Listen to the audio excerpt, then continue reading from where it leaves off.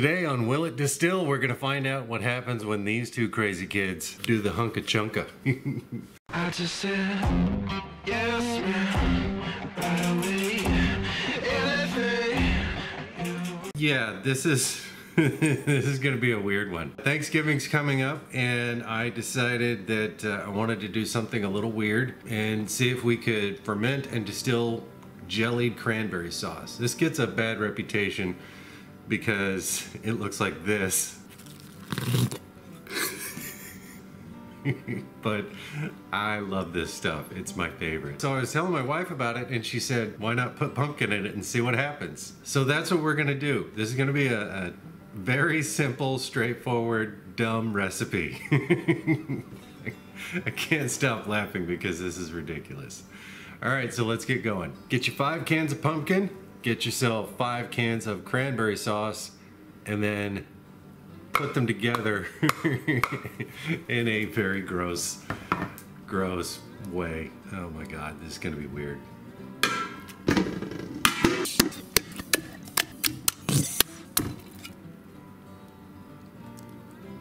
All right, so now that we've got everything in the pot, I'm not gonna add any sugar to this because there's plenty in 5 cans of this for the 1 gallon of water that we're gonna add to this.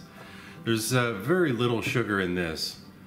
There's no added sugar, it's just pumpkin, there's no spice in it or anything. So most of the fermentable sugar is gonna come from these.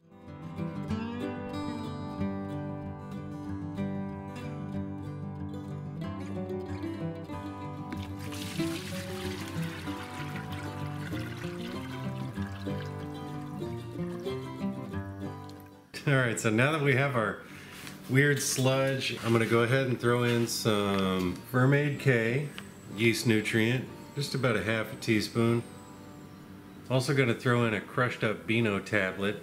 This is alpha galactosidase, and it helps humans digest stuff like starchy vegetables and stuff with a lot of cellulose. So that's gonna help break down any of the residual starches that are in there. Last but not least, we're gonna do some DADY. So I have no idea what the gravity is in actuality because I added a little bit more water just so this stuff would not be quite so thick. So I got about 1.5 gallons of water in here, and tastes like a perfect combination of pumpkin and cranberry. So this is so weird. So I know what the gravity was supposed to be based on the amount of sugar in the cranberry sauce, and I'm not really counting on a whole bunch from the pumpkin. I'm gonna do some math and then maybe possibly put a number up here for how much sugar is supposed to be in there. Because this stuff is so thick and this is just a goofy project, I'm just gonna let it ferment and do what it does. And when it's not sweet anymore, I'll call the liquor fairy and we'll run it through the mini still. Let's lock this up. You know, if you're not subscribed to my channel, now would be a perfect time to do it.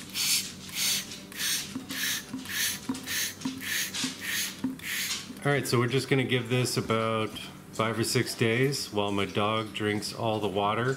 About the time that she's done drinking water, this should be done fermenting.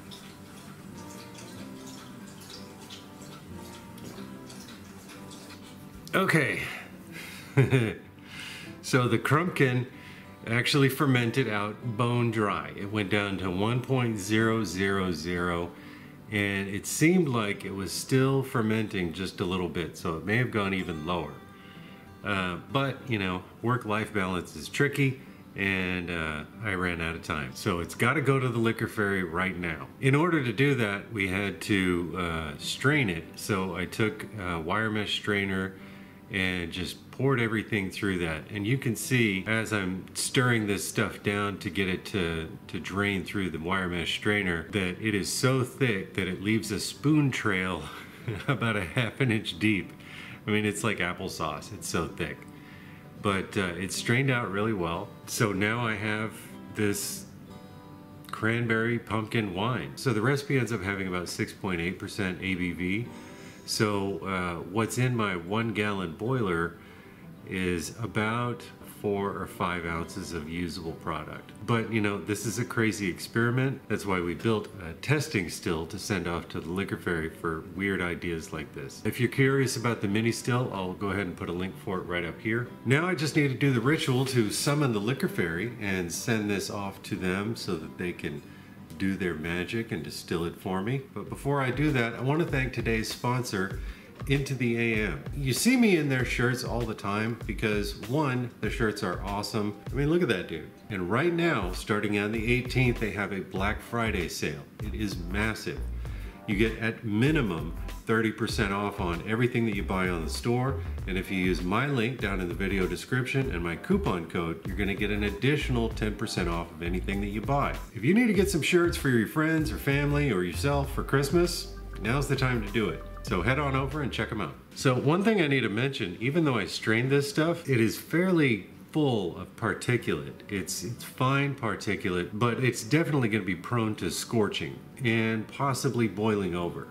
So I did two things to help alleviate that situation for the Liquor Fairy.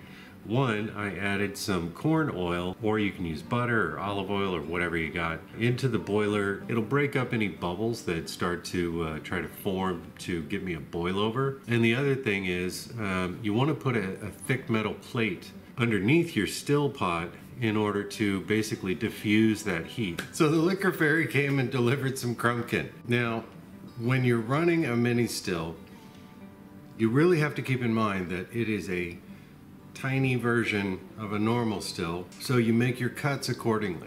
I usually recommend 200 milliliters for each of your jars, but the smaller the still, the smaller those cut jars need to be in order to spot those transitions. And I thought that the Liquor Fairy did that, but the 50 milliliters that they did, they were a little too broad. This is all the drinkable spirit.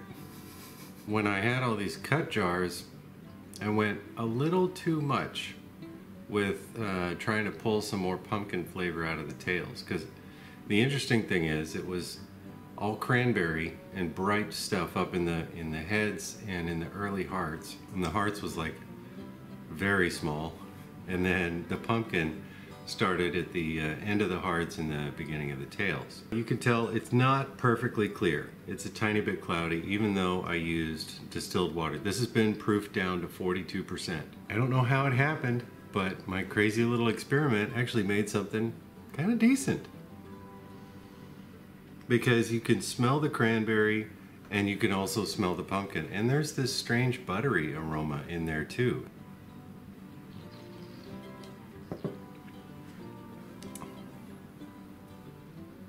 And it tastes like a 50-50 mix of cranberry and pumpkin distillate. There's a little bit of sweetness, a little bit of kind of a fruitiness from the cranberry, a little bit of astringency, but not much, and then this kind of like steamed pumpkin kind of flavor. Slight, but still there. And yeah, there's interesting kind of slight butteriness in the aroma and the flavor. And since it's you know, the holiday season, we can do a Crumpkin spiced cocktail.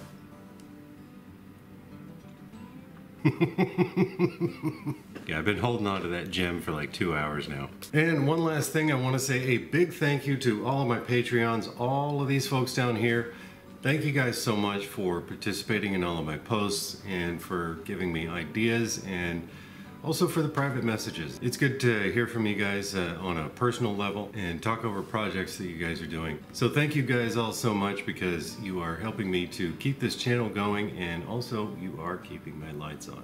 Thank you so much. What's the takeaway from this? Basically, if you're going grocery shopping and you see something that you think is probably fermentable, go ahead and grab it. And then if you see something else that might sort of go with it or doesn't go with it at all, go ahead and grab it and then see what happens. Because you never know, you might put something together that no one in the history of Earth would ever put together, like Cheerios and cough syrup or something, and potentially come up with the best new spirit ever. Just try weird shit every once in a while, and You don't have to invest in 20 liters of it. That's what mini stills are for. There's no rule that says you can't have 5 1-gallon buckets with a bunch of weird shit going in all of them. Happy holidays. Oh, that cinnamon's already kicking in. So if you enjoyed this video, do me a favor and hit the like button. If you enjoyed this kind of content and want to see what kind of serious stuff I get up to, do yourself a favor and hit the subscribe button and the little bell icon right next to it so that you can get notified when I post new content. If you have any questions about this weird project, or if you want to post some of your own weird things that you've tried, post them down in the comments section down below. All right, thanks for watching. Talk at you later.